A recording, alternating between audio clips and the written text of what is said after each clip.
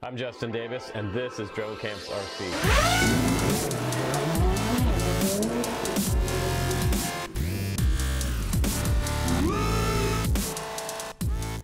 All right, guys, here we are at the field with the little Skyzone S140. I'm pretty excited about this, mainly because it has some pretty cool stuff on here. It has a Foxeer camera, pretty nice motors, and we're gonna run this 4S, and we're gonna do it on an 850 milliamp. So that's what I'm gonna recommend for this quad, because these motors are gonna eat up some battery. So let's go ahead and put these up in the air. This is 1506 4100 kVs. Looks like a nice flat top on here. You could probably carry some kind of action cam on this one, but line of sight first, and then we'll do some FPV with it. I think you're gonna like it. Got those Dowel props on here. Go ahead and do a punch out. Holy moly. Holy crap, that was way up there. It's so far out in the field now, it's kind of hard to get back in acro. Come on back. Wow, I think I just lost it. All right, let's do some FPV before I break it.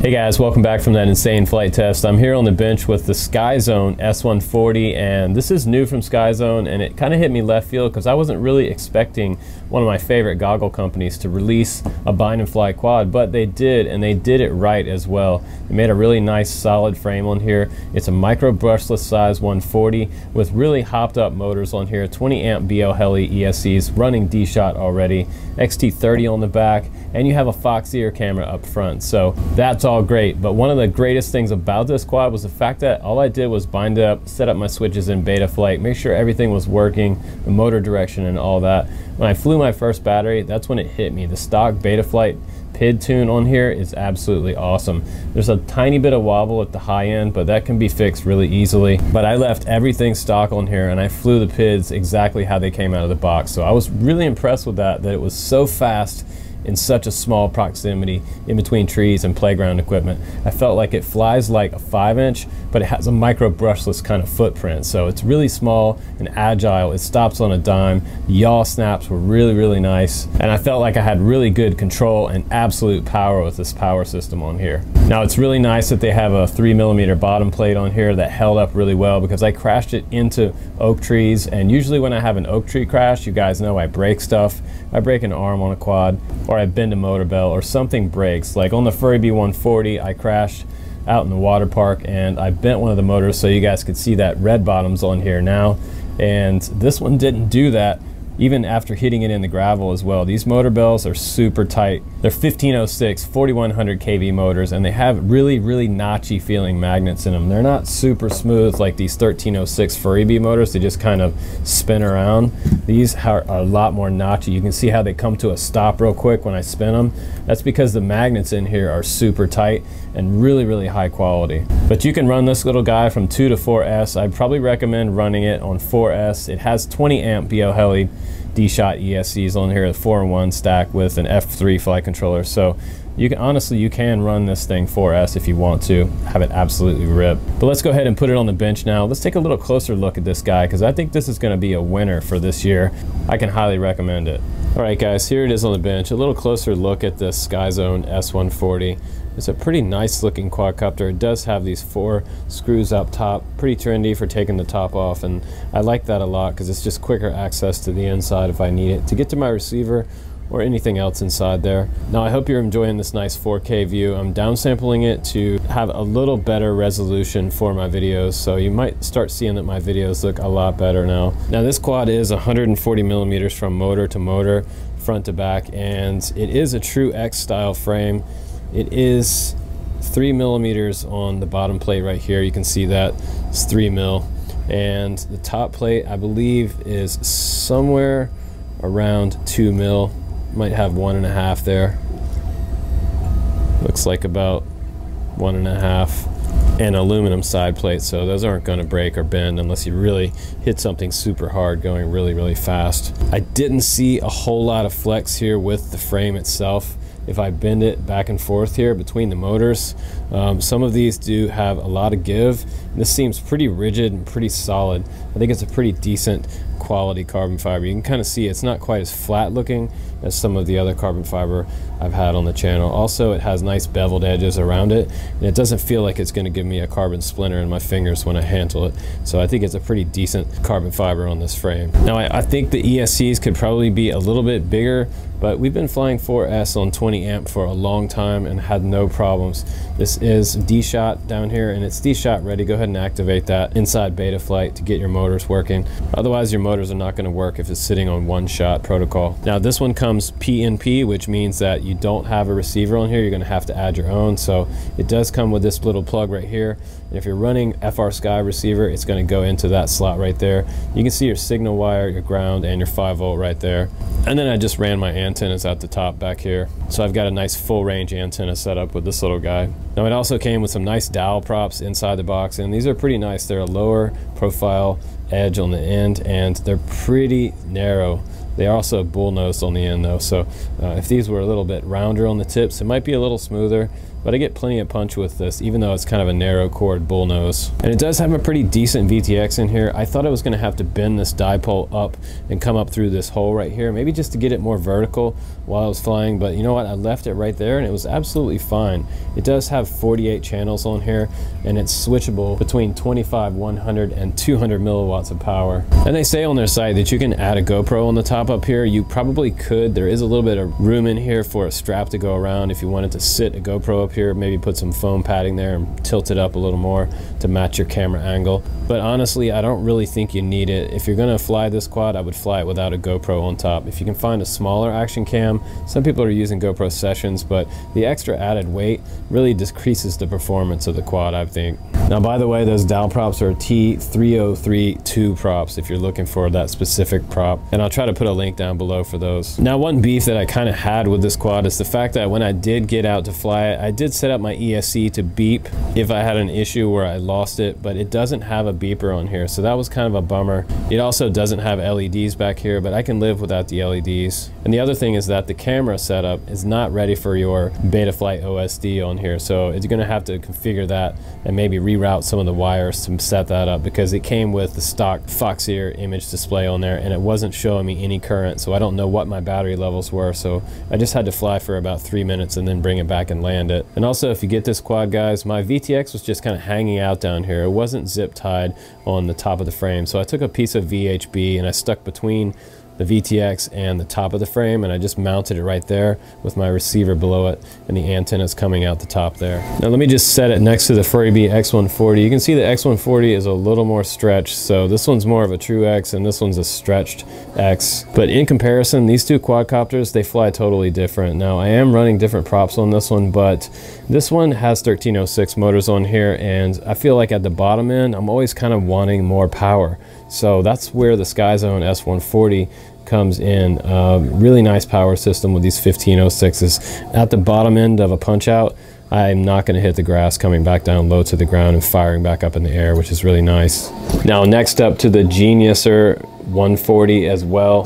This one is an awesome quad. It's on GearBest's website, and I did already flight demo this for you guys. You can see that broken prop in the back, but I had a ton of fun with this one, and this one is actually a big stretch. This is even more stretch than the Frsky 140. If you look at them close together right here, this is even further. So this is probably a little bit bigger, maybe like a 145 millimeter stretch, but this is pretty wild from the side. Look how long the stretch is on that. Now this one flies pretty good, but I feel like the S140 probably flies a little better in small proximity.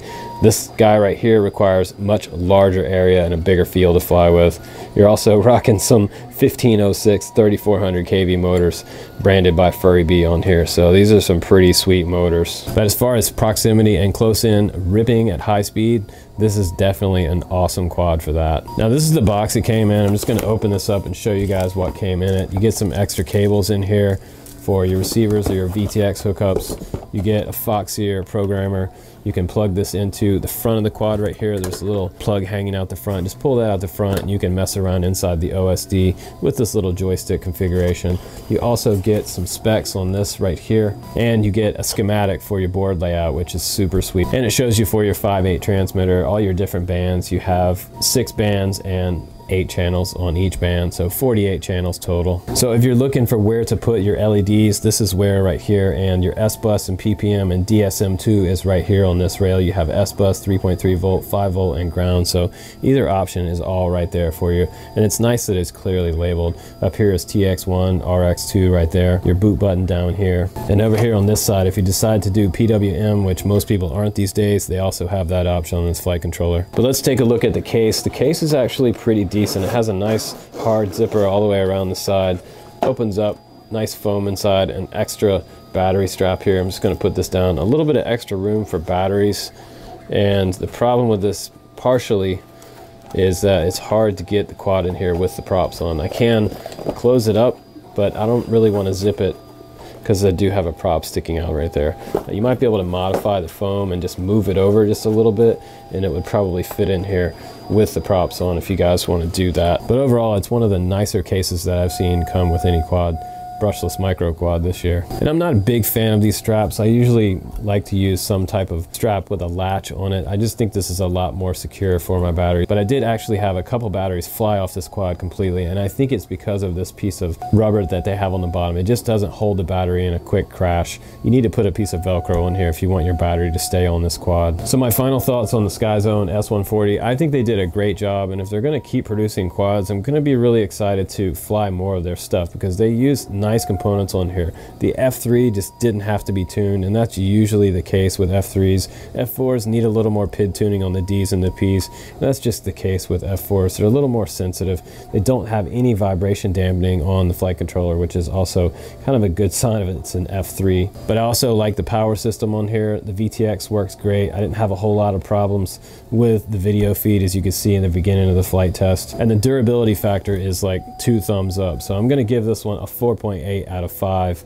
Very, very high quality 140mm brushless quadcopter, so I can definitely stand behind this quad. Skyzone, you did a great job on this one, so pat yourself on the back. You have a really, really nice quad. So I'll go ahead and add a few links below for you guys on suggested battery size. I'm going to say 4S 850 on this, because these motors are going to suck up a 450 milliamp like that. You're going to get like a minute's flight time. Same with the Genius or Quad. You're not going to be able to fly your traditional brushless micro 4S 450 packs on these. You're going to have to go to something much bigger. You might even be able to approach 1000 milliamp, but that's going to start to add quite a bit of weight to the bottom of this quad. I think the sweet spot is around 850 milliamp 4S, so I'll try to find some of those for you guys and put some of those down there as well. So that's it for this review, guys. It rocks. It's the Skyzone S140. I'm Justin Davis. I'll see you on the next one.